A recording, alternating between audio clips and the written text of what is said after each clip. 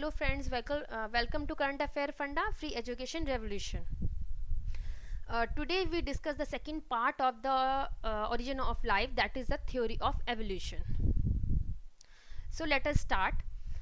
The Darwin theory of natural selection. जो हमने origin of life का जो previous video discuss किया था, उसकी जो last slide थी, that is the Darwin theory.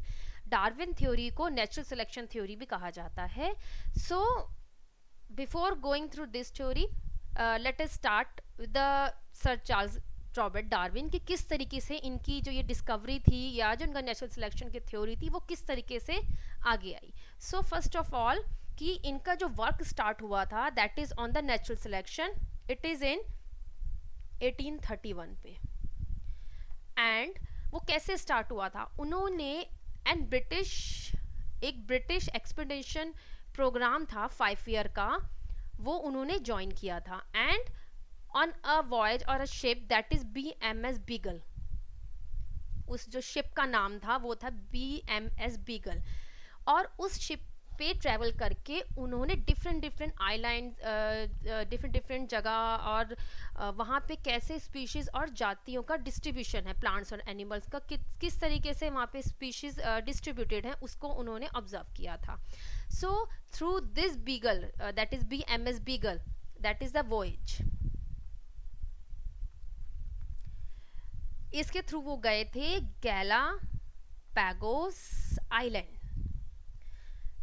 This Galapagos island is a combination of 22 islands. इस गैलापागोस आइलैंड में 22 आइलैंड्स इंक्लूडेड थे and it is at South America.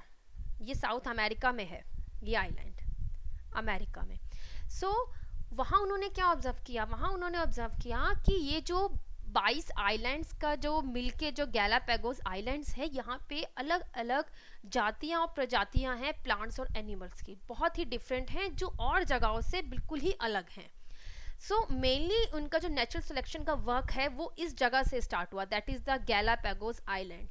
And उनका जो ये नेचुरल सिलेक्शन का वर्क है that is based on the 2 thing, that is the fossil record and second is geographical distribution of species. species क्या होती हैं, जातियां. सो what is the geographical distribution of species, that means जो different areas हैं वहाँ पे किस तरीके से प्लांट्स और एनिमल्स की जातियाँ और प्रजातियाँ पाई जाती हैं. So this is the second point. What is the fossil, fossils are the dead animal और प्लांट्स जो बहुत काफ़ी लंबे टाइम पहले ही अर्थ में काफ़ी गहराई में समा गए थे. So they made the fossil, उनका डिके हो जाता है and they made the fossil. So उनका जो वर्क था that is based on the fossil record and second thing is the geographical distribution of species. तो उन्होंने अपना जो नेचुरल सिलेक्शन का वर्क था वो स्टार्ट किया था सन 1831 में. और वो कैसे स्टार्ट हुआ था कि उन्होंने एक ब्रिटिश 5 ईयर प्रोग्राम था, उसमें उन्होंने एज अ नेचुरलिस्ट ज्वाइन किया था.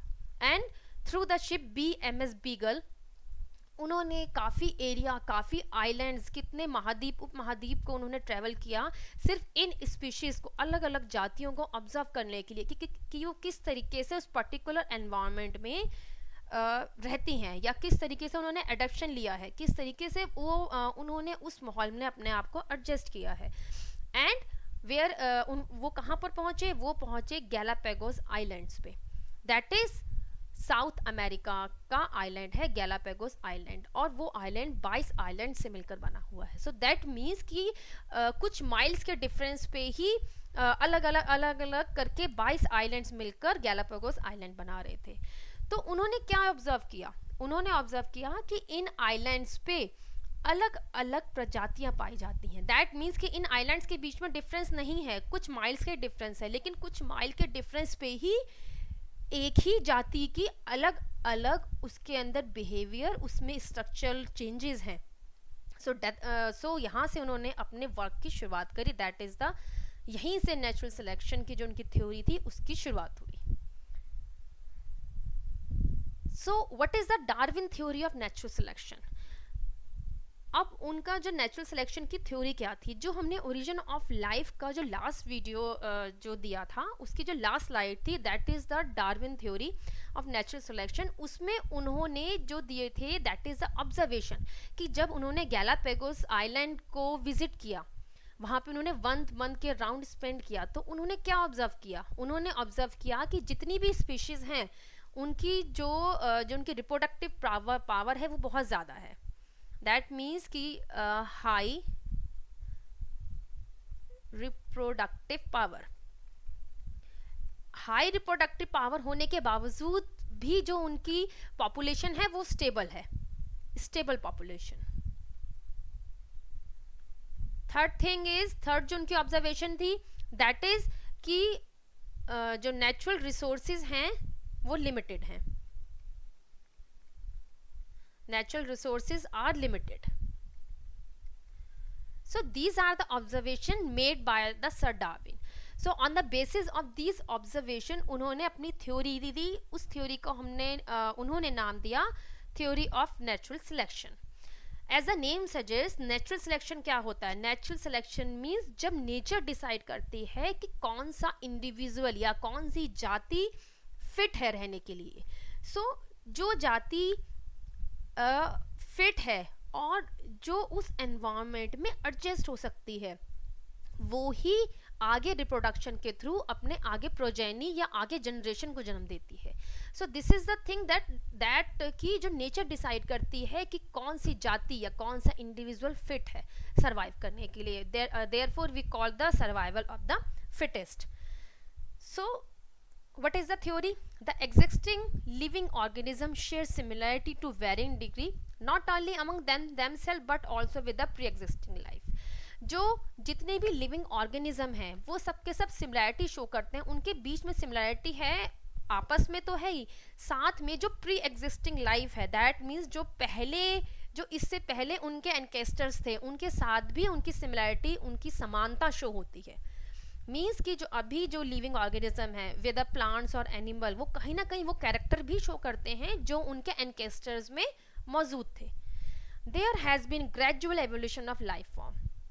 First thing is origin of life. जैसे ओरिजिन ऑफ लाइफ हुआ, उसके बाद धीरे धीरे करके उस टाइम से लेके at the time when the life started and till date evolution होता ही रहा है। That means change from one condition to other, gradual change.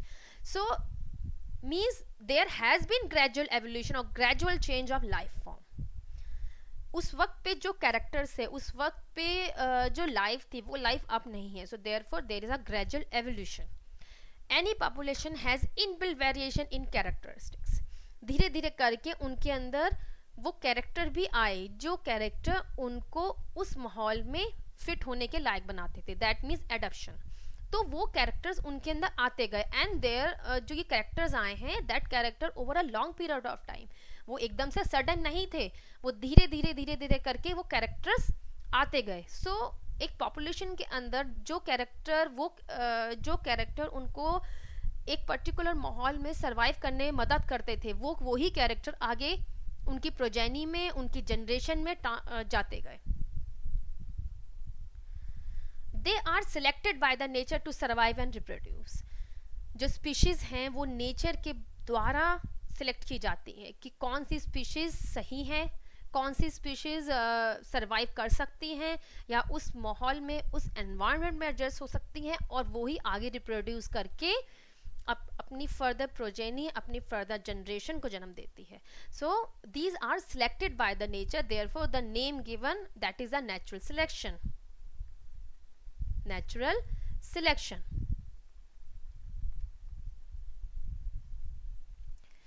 Darwin considered natural selection as a mechanism of evolution. Sir Darwin का जो main achievement था वो achievement यही था कि उन्होंने बायोलॉजिकल वर्ल्ड को ये नेचुरल सिलेक्शन का कंसेप्ट दिया। उन्होंने कहा कि जो एवोल्यूशन है, जो इवन हम अगर अपना भी एग्जांपल लें नॉर्मल लाइफ का या मैन का, उनमें भी जो एवोल्यूशन है वो क्या है, वो मैकेनिज्म था through the natural selection. So उनका जो मेन कंट्रीब्यूशन था वो था कि उन्होंने नेचुरल सिलेक्शन का आइडिया दिया। Darwin considered natural selection as a mechanism of evolution. उन्होंने एवोल्यूशन का जो आइडिया दिया, उन्होंने जो उसका रीजन कहा, that is the because of natural selection. What is natural selection? Natural selection जैसे कि मैंने कहा कि जिसमें नेचर डिसाइड करती है, that means selection by nature. Selection by nature. These are the some example of कि किस तरीके से नेचर ने डिसाइड करा कि कौन सी स्पीशीज फिट है रहने के लिए, कौन सी स्पीशीज फिट नहीं है. जो फिट होती है स्पीशीज वो ही अपनी आगे जनरेशन को जन्म देती हैं, एंड जो उनका वो कैरेक्टर है जो उनको उस एनवायरनमेंट में फिट करता है वो आगे ट्रांसफॉर्म हो जाता है. So first thing is industrial melanism. What is that? There are collection of moth in England. England में moth is a type of insect, उसकी काफ़ी ज़्यादा कलेक्शन थी. सो उनका जो कलर था वो था वाइट कलर और या डल ग्रे कलर के उनके पंख हुआ करते थे. सो जब इंग्लैंड में इंडस्ट्रियल रेवोल्यूशन हुआ, मोर ऑफ द इंडस्ट्रीज वहाँ पे डेवलप हुई, तो उस वक्त पे क्या हुआ कि ड्यू टू द जितनी ज़्यादा इंडस्ट्रीज डेवलप हुई उतना ज़्यादा सूट फॉर्मेशन और या कहा जाए धुआं, तो उसकी भी ज़्यादा जो एयर में जो उसकी मात्रा है वो भी बढ़ती रही. So after the industrial revolution the collection indicate more dark colour moth. जो इंसेक्ट का कलर था वो भी धीरे धीरे करके चेंज होता गया. जो पहले वाइट था, वाइट टू वो डार्क कलर के होते गए. क्यों? क्योंकि पहले उनका कलर वाइट था. जितने भी वो that means urban area, rural area में थे, वो वाइट कलर के पाए जाते थे, बिकॉज कि ये मेनली ट्री पर पाए जाते हैं. सो ये वाइट कलर के थे, एंड जो ट्रीज के ऊपर लाइकेन की लेयर काफ़ी ज़्यादा थी. So because of this white colour वो शिकारियों की नज़र से बच जाते थे. सो देयरफॉर उनकी स्पीशीज सर्वाइव हो जाती थी. लेकिन जैसे जैसे सूट फॉर्मेशन होने लगी, सूट फॉर्मेशन दैट मीन्स कि जो ब्लैक कलर का जो बिना जला पार्ट होता है, कार्बन का जो उसके अनबर्न पार्टिकल होते हैं वो सूट फॉर्मेशन करते हैं. सो वो उनका ट्रीज पे डिपॉजिट होने लगा. इसका मतलब है कि अगर ब्लैक कलर के सूट पे, ब्लैक कलर के डिपोजिशन पे ये वाइट कलर के जो इंसेक्ट्स थे ये ईजिली ऑब्जर्व हो, मतलब दिखाई दिया करते थे. सो उनकी वजह से क्या हुआ कि शिकारियों की नज़र इनके ऊपर ज़्यादा पड़ती थी और उनकी स्पीशीज धीरे धीरे करके कम होने लगी.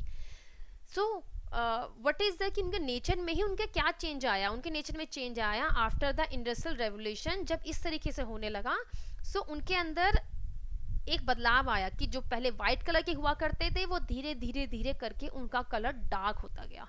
इसका मतलब है कि अब वो शिकारियों की नज़र से बच जाते थे. सो ये देखा जाए तो ये एक कैरेक्टर डेवलप हुआ. पहले उनके वाइट कलर के विंग हुआ करते थे, but after the industrial revolution उनके ये विंग हो गए डार्क कलर के, जिससे कि वो शिकारियों की नज़र से बच जाते थे. वो इतनी जल्दी उनका शिकार नहीं हो पाता था. So therefore it is an example of natural selection कि किस तरह से बाय द नेचर उनके अंदर ये बदलाव आया कि वो अपनी स्पीशीज को सर्वाइव कर सकें और या वो उस एनवायरनमेंट में अपने आप को एडजस्ट कर सकें. What is the artificial selection? Artificial selection means selection by the man. जैसे कि मैन ने काफ़ी सारे वाइल्ड एनिमल्स और प्लांट को अपने नीड के मुताबिक उनको अपने हिसाब से ढाला. काफ़ी सारे प्लांट्स की हाइब्रिड्स भी बनाई गई जिससे कि वो ज़्यादा से ज़्यादा उनका जो मतलब कि दैट मीन्स कि उनके जो रिजल्ट थे वो डिज़ायरेबल रिजल्ट मिल सके. एंड एनिमल्स में भी काफ़ी ज़्यादा उनके हाइब्रिड उनकी स्पीशीज़ लाई गई. So man has domesticated many wild animals and plants and new variety of plants and animals has evolve bye artificial breeding. So this is a example of artificial selection means man made.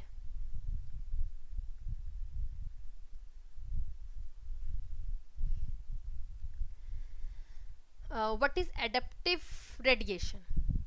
Adaptive radiation क्या होता है? Adaptive radiation is an evolutionary process. ये एक process है evolution का ही. उसके अंदर क्या होता है कि एक एनकेस्टर से ही अलग अलग स्पीशीज निकलती हैं जो कि उस एनवायरनमेंट में एडजस्ट हो जाती हैं. जैसे कि अब जो नेक्स्ट स्लाइड में एग्जांपल आ रहे हैं that is the Galapagos island का ही एग्जांपल आ रहा है कि वो निकले एक ही एनकेस्टर्स हैं, जो स्पीशीज हैं उनका जो पूर्वज है, जो एनकेस्टर है वो एक है, उसी से अलग अलग जातियां बन गई, उनके अंदर अलग अलग ऐसे कैरेक्टर डेवलप हो गए जो उनको उस माहौल में एडजस्ट होने में मदद करते थे। जैसे कि एक ही पूर्वज से निकले हैं, लेकिन एक जाति किसी और जगह पे चली गई, दूसरी जाति किसी और जगह पे चली गई, तीसरी जाति कहीं और चली गई और चौथी कहीं और चली गई, लेकिन डिपेंडिंग ऑन द एनवायरनमेंट कि उनका कैसा माहौल है, वो किस हैबिटेट में गए हैं, उसके मुताबिक ही उनके अंदर कैरेक्टर डेवलप हो गए। So this term is known as the adaptive radiation. That means कि अपने अंदर वो चेंजेस को अडेप्ट कर लेना जो कि उस माहौल में, उस एटमॉस्फेयर में उनको एडजस्ट कर सके। Come to the example that is the Darwin finches. What are the finches? Finches, these are the small black birds.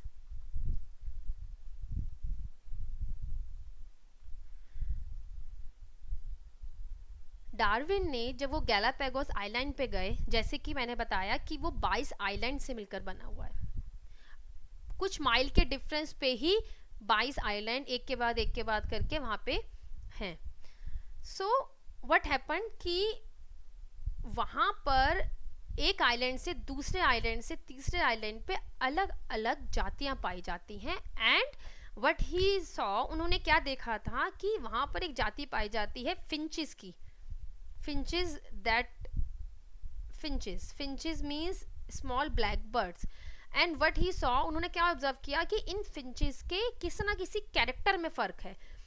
ये जो निकली हैं फिंचेस, ये जितने भी आइलैंड्स पे फिंचेस पाई जा रही हैं वो सब एक ही सीड ईटर, यानी कि जो बीज खाते हैं, वो उनका एनकेस्टर था जो कि बीज खाता था। दैट मीन्स कि जो उनकी हैबिटेट थी या जो उनका कैरेक्टर था या जो उनकी चोंच का जो शेप थी वो उस तरीके से थी कि वो सीड ईटर थे। लेकिन जब वो अलग अलग आइलैंड्स पे उनकी स्पीशीज पहुंची तो उन सबकी जो बीक थी उसके स्ट्रक्चर में डिफरेंट था। मींस कोई तो उसमें कैक्टस ईटर था, कोई उसमें that means would packer type उसकी बीक थी, कोई उसमें इंसेक्ट को लेने वाली बीक थी। तो इस तरह से उनकी बीक के जो स्ट्रक्चर में था वो डिफरेंस था। These were small black birds which are observed by the Darwin in Galapagos Islands. Finches थी स्मॉल ब्लैक बर्ड जो सर डार्विन ने ऑब्जर्व की थी in the Galapagos island. There were many variety in the same island. एक उसी island पे जो वो 22 आइलैंड्स का एक समूह था, वहाँ पे उन्हीं फिंचेस की अलग अलग वैरायटीज मौजूद थी। और वो सब किससे ओरिजिनेट थी? उनका जो एनकेस्टर था, उनका जो पूर्वज था वो एक था। और उस जो एनकेस्टर की जो बीक थी, जो चोंच का डिजाइन था वो सीड ईटर टाइप था, यानी कि वो बीज खाने वाले पक्षी थे। लेकिन जब वो अलग अलग आइलैंड पे उनकी जातियां बसी तो वहाँ के माहौल और वहाँ के एटमॉस्फेयर और वहाँ के हैबिटेट के मुताबिक उन्होंने अपने अंदर बदलाव किए। और कहाँ बदलाव किए? In the structure of their beak. Beak होती है चोंच, जिससे कि वो उस एनवायरनमेंट में एडजस्ट हो सके। After originating from common ancestor seed-eating stocks, finches have radiated to different geographical areas. Different geographical areas मतलब that means different areas जहाँ पे habitat different था, जहाँ का environment different था, and undergo the adaptive changes. What are the adaptive changes? कि जो उनका beak का structure था, चेंजेस, बीक स्ट्रक्चर चेंजेस। जो उनकी पहले सीड ईटिंग टाइप बीक थी वो अलग अलग स्ट्रक्चर में इवॉल्व हो गई थी। दैट मीन्स कि आइदर वो तो कैक्टस ईटर बन गए थे या वो इंसेक्ट ईटर बन गए थे, या फिर दैट मीन्स कि उनकी वुड पैकर टाइप उनकी बीक हो गई थी। उन्होंने जो चेंजेस लिए उनको कहा जाता है एडेप्टिव चेंजेस। एडेप्टिव होता है किसी माहौल में अपने आप को एडजस्ट करने के लिए चेंज लेकर आना। These are the Darwin finches.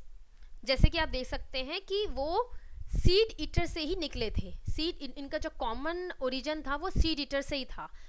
जो उनके एंकेस्टर थे, जो उनका पूर्वज था, वो एक था और वो थे सीड ईटर।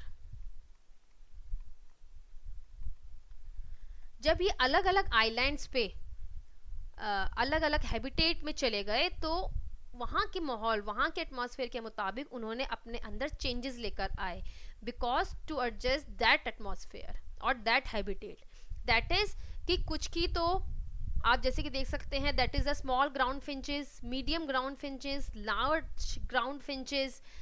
ये जो थे ये थे ग्राउंड फिंचेस। वार्बेलर फिंचेस, जैसे आप देख सकते हैं कि इनके बीक के डिजाइन में, जो इनकी चोंच है उसके डिजाइन में फर्क है। Would packer finches, small tree finches, large tree finches and vegetarian tree finches. Next example is Australian marsupials. What are marsupials? Marsupials are the pouched mammal. They are the pouched mammals. जैसे जो kangaroos होते हैं उनके पेट पे एक थैली होती है जिसमें वो अपने बेबी को कैरी करते हैं. These are the pouched mammals. So what happened कि ऑस्ट्रेलिया में इस तरीके की काफ़ी प्रजातियां मिलती हैं जो कि मार्सुपाइल्स हैं. That means they are the pouched mammals. So Australia जो कॉन्टिनेंट है ये बाकी सब कॉन्टिनेंट से अराउंड 15 मिलियंस ईयर एगो अलग हो गया. सो व्हाट हैपन कि ये जो ऑस्ट्रेलियन मार्सुपाइल्स हैं ये काफ़ी हद तक कुछ ऐसे मैमल से, कुछ ऐसे प्लेसेंटल मैमल से रिसेंबल करते हैं जो बाकी कॉन्टिनेंट में भी मौजूद हैं लेकिन वो पाउच्ड नहीं है. We call them placental mammals.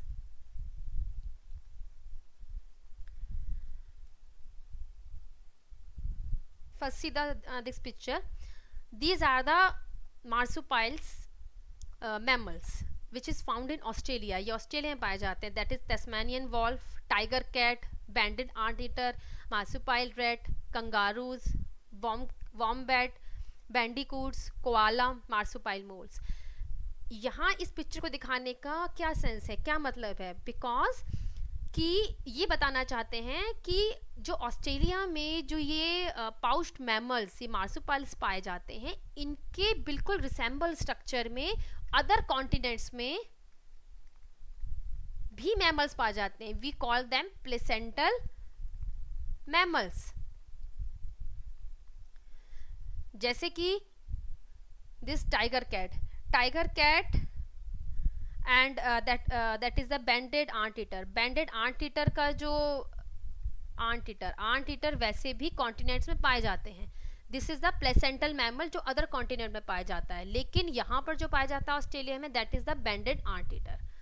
मार्सुपाइल rat and that is the koala and the marsupials moles जो अदर कॉन्टिनेंट में पाया जाता है, दैट इज मोल. जो दूसरे कॉन्टिनेंट में पाया जाता है वो होता है मोल.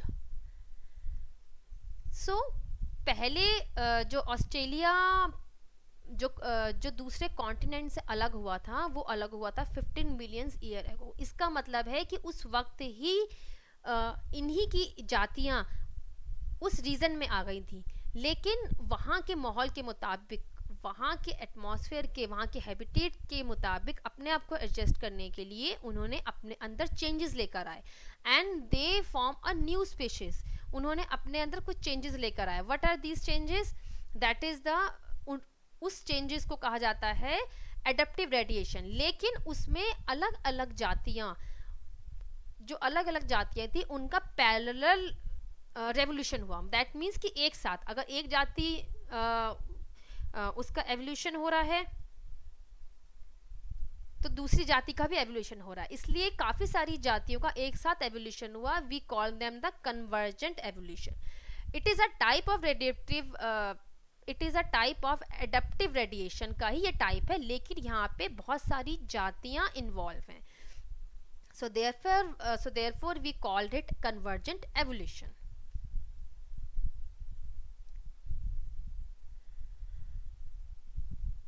Now come to term mutation. Hugo de Vries propose the mutation theory. Mutation theory Hugo de Vries ने दी थी.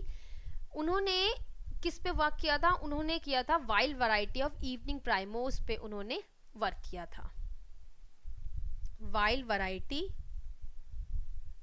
ऑफ इवनिंग प्राइमोस पे उन्होंने वर्क करके एक म्यूटेशन थ्योरी दी थी. उन्होंने कहा था कि जितने भी एवोल्यूशनरी या जितने भी रेडिएटिव या जितने भी एडेप्टिव चेंजेस होते हैं वो सब किसके थ्रू ट्रांसफॉर्म होते हैं? They transform through the mutation. That means change in the gene structure. So mutation is a large heritable change. ये काफ़ी large heritable change. Heritable means होता है जो एक जनरेशन से दूसरी जनरेशन में पास ऑन हो सकते हैं, वो चेंजेस होते हैं एंड वो एक पॉपुलेशन में सडनली आते हैं. सो जो म्यूटेशन के चेंजेस हैं एंड द डार्विन जो कि डार्विन ने चेंजेस बताए थे. Mutation is sudden and second thing it is undirectional. जबकि जो डार्विन ने चेंजेस बताए थे कि उन्होंने भी कहा था कि स्पीशीज में चेंजेस आते हैं, दैट मीन्स एडेप्टिव चेंजेस आते हैं.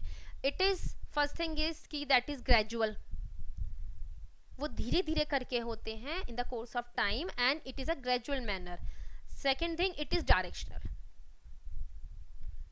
जो म्यूटेशनल चेंज होते हैं that is given by the Hugo de Vries. उन्होंने कहा कि किसी भी स्पीशीज में सडन और अनडायरेक्शनल चेंज आना that is the mutation.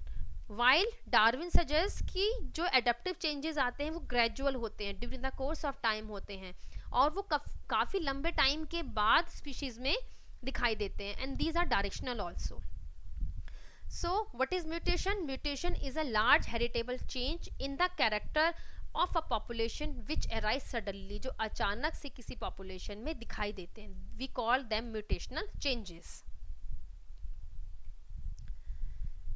Last thing is evolution of man.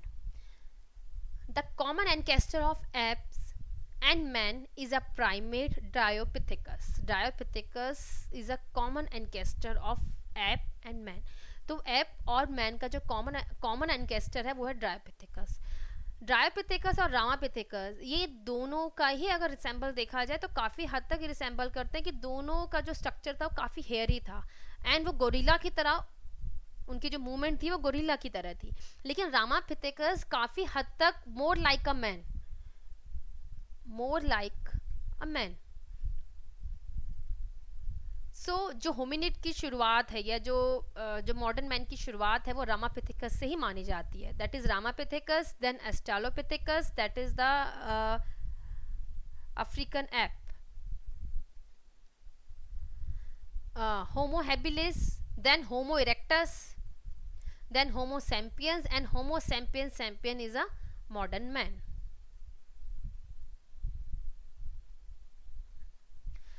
So this end the section of origin of life and evolution. Apart from this, अगर कोई इसमें स्मॉल पार्ट स्मॉल पोर्शन रह गया है तो उसको हम MCQ में कवर करेंगे. So this and the origin of life and evolution chapter. In next video we discuss about the classification of animal kingdom. We start with this.